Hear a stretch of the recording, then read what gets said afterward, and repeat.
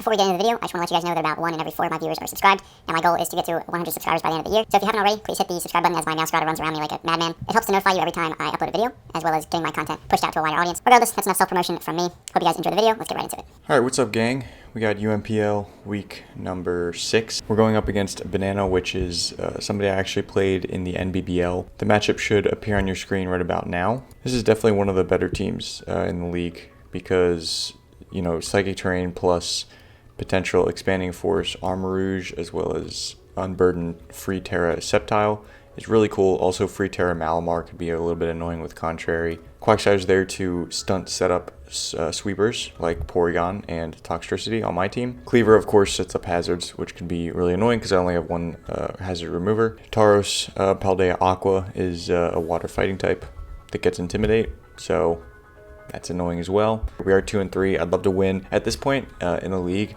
I'm just going to take this as unseriously as I can. So, I'm going to bring stuff that I want to try and, just go from there. I think that the more I just have fun with it and just enjoy it, the better content it's going to be. So, without further ado, let's get right into the team that I'm bringing. First up, we got Banded Swampert. Just max attack, max HP, that type shit. Earthquake, Flip Turn, Stealth Rock, and Ice Punch. Mainly I'm just clicking Earthquake and Flip Turn and doing a lot of damage to things, which is pretty cool. Ice Punch is really just there for potential Sceptile switch-in, as well as like if, Braviary, if he's Tera flying with Malamar or Sceptile, I can Ice Punch those. Obviously, Tauros with Intimidate could be a switch-in if it's defensive, but it gets chipped over time, so I'll take that. Next up, we got the Fortress yet again with the Custat Berry with Rapid Spin, Earthquake, Spikes, and Explosion. I want to try to get up Spikes against this team.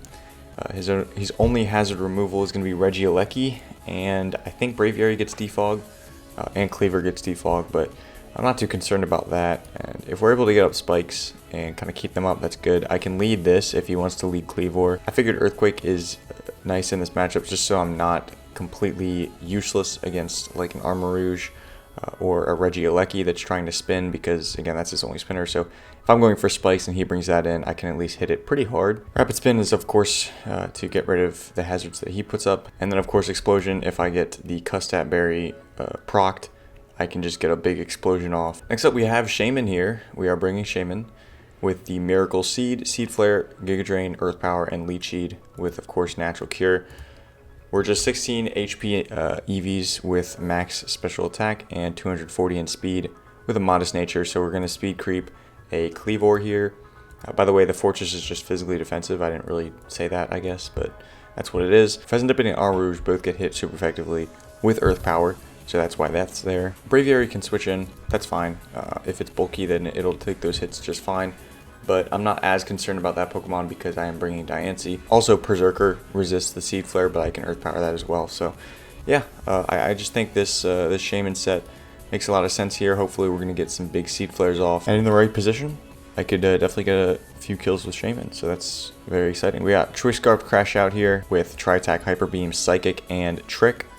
I figured Choice Scarf just makes a lot of sense here just to outspeed a lot of his team. Sceptile with Unburden obviously will still outspeed us, but pretty much everything else, unless he's like Choice Scarfed and DD, I should be fine against, and just, click Tri-Attack against everything. He really doesn't have the best resistances to that. Again, barring whatever Tera type he is with Sceptile or Malamar, his only resistances are going to be Berserker and Cleavor.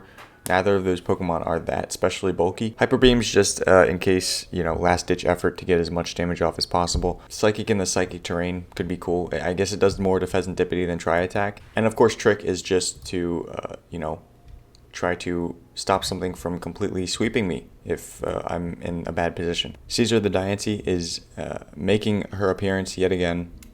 We have Diamond Storm, Moonblast, Stealth Rocks, and Trick Room. This is my other Stealth Rock setter.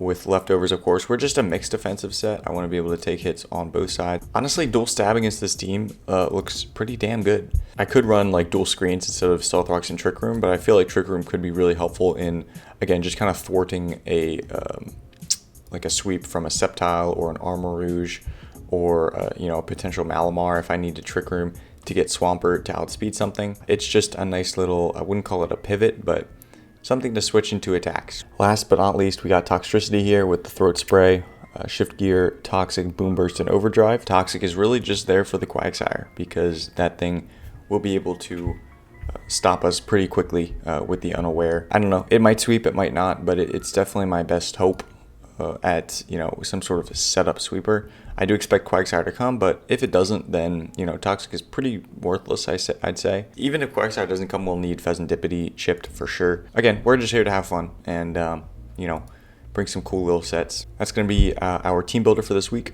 Hope you guys enjoyed this. I'm going to go ahead and cut the video right here, and I'll see you guys in the battle.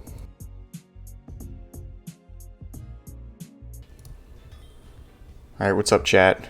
I got week number 6 of the UMPL here. Obviously, this is post-com again. I had this battle like really early in the morning too. Had to pull, well, I didn't have to pull a little all-nighter, but I did anyway. We see my opponent brings Berserker, Quagsire, Tauros, Armarouge, Indeedee, and Sceptile. So it does have the little Unburdened synergy with Sceptile and Indeedee. Armarouge is going to be a threat, but no Cleaver, which is kind of what surprised me the most. And also no hazard removal here.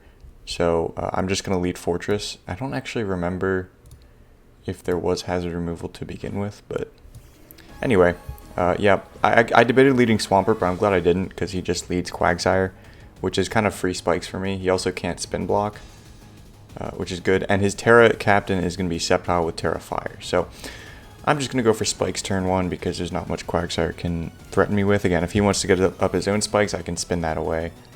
So yeah, we're going to click that as he goes into Armarouge. This is obviously a big threat, but I figured if he just clicks Armor Cannon or whatever it is, brings me down to my Sturdy, and then I can get the Custap Explosion off. So that's what I was hoping he'd do, kind of, but he actually ends up just clicking Energy Ball, predicting the switch, either into Swampert or Diancie. It does very minimal damage, but that does break my Sturdy, so that's really what's important there. He's going to get the Weak Armor boost, but luckily he's not Weakness Policy. Otherwise, we'd pretty much have to sack something to this Pokemon.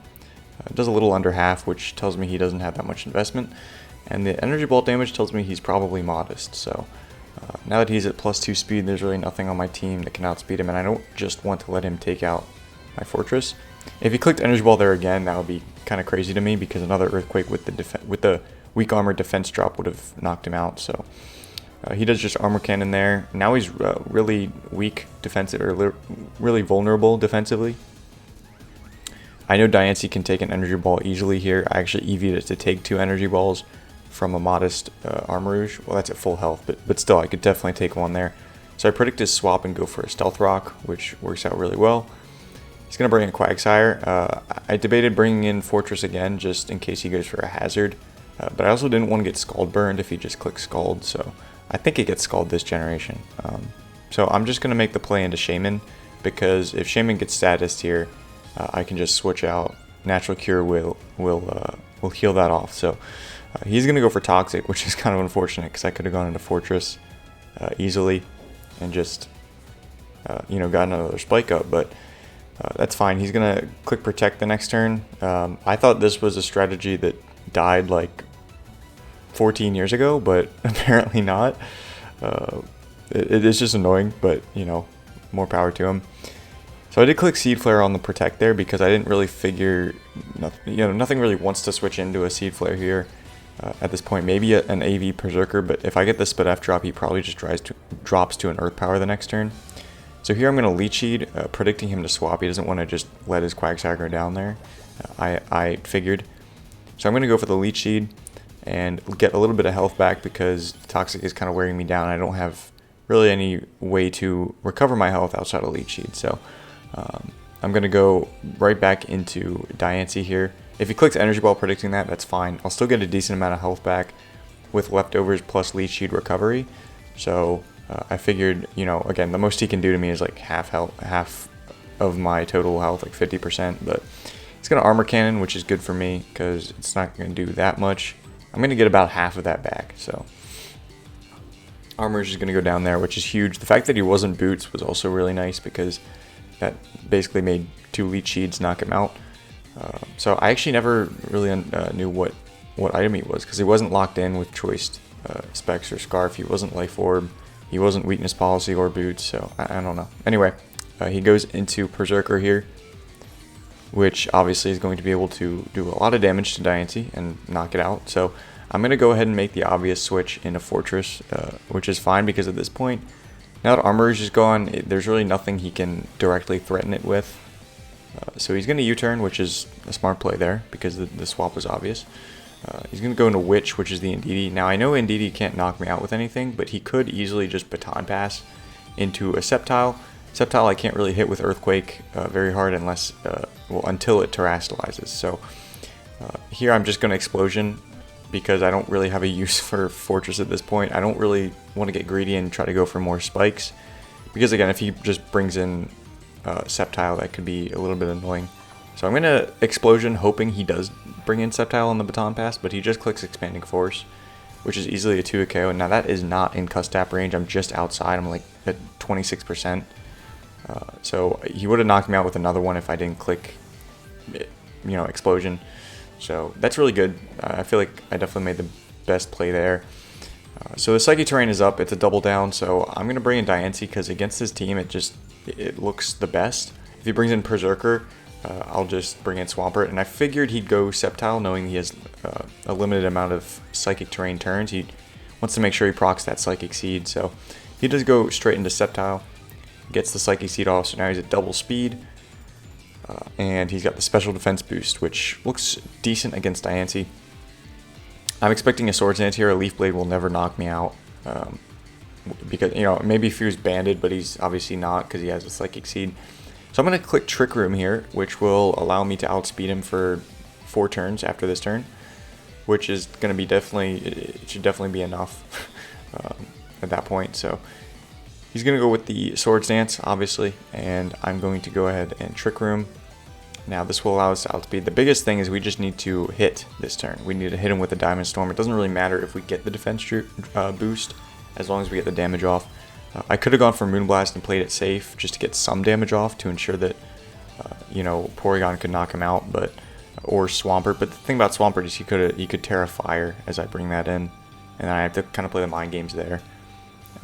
So I do connect with a Diamond Storm, and I do get the defense boost, which means he will not be able to knock me out this turn with another Leaf Blade. So I do just click Diamond Storm again because I wasn't sure if he'd really keep the Sceptile around, but he does in fact bring in Quagsire here.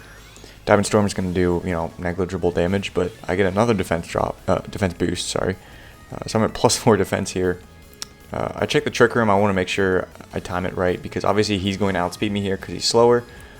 I'm just going to go for Moonblast and get some damage off. I didn't really want to swap into Shaman this turn. So, I'm going to live because I'm at +4 defense. And then I'm going to Moonblast and do some decent damage there. Now I could just stay in and spam Moonblast, but I really expected him to click Recover here. I feel like Toxic Protect Earthquakes Recover makes a lot of sense here. If he's not going for hazards, which I don't know. Anyway, he's going to just stay in here, obviously, as I go into the Shaman. This is the last turn of Trick Room, so he's not going to outspeed me next turn. He clicks Toxic, which is a move I was not expecting. Because if I Moonblast there, I don't think Toxic knocks me out. And I can just click Moonblast the next turn and outspeed him and probably knock him out unless he clicks Protect. But then I just get to go into something for free. So he's going to Protect here. And I'm just going to click Leech Seed. I'm glad I clicked Leech Seed here just to kind of make him, think about, do I stay in predicting that to get, maybe a Recover off and then stall him out more with Toxic, or do I switch out? So he does end up switching, and he goes into Sceptile, basically sacking it, but I guess he was hoping I'd click Leech Seed here. It wouldn't affect him, because he does, as you'll see, he ends up living on like 1 HP. So if we click Leech Seed there, that's really annoying because, not that it would sweep me, but it would probably get a kill there, depending on what I bring in. So I'd probably just sack off Diancie, but luckily I Giga Drain, knock him out. He's going to bring in Taurus. Now this could be Choice Scarfed, and I obviously don't live a close combat at this range. I'm thinking it's offensive by the way it's been played so far. He already has a Bulky Water and Quagsire, so I'm just going to make the swap into Diancie and sack it.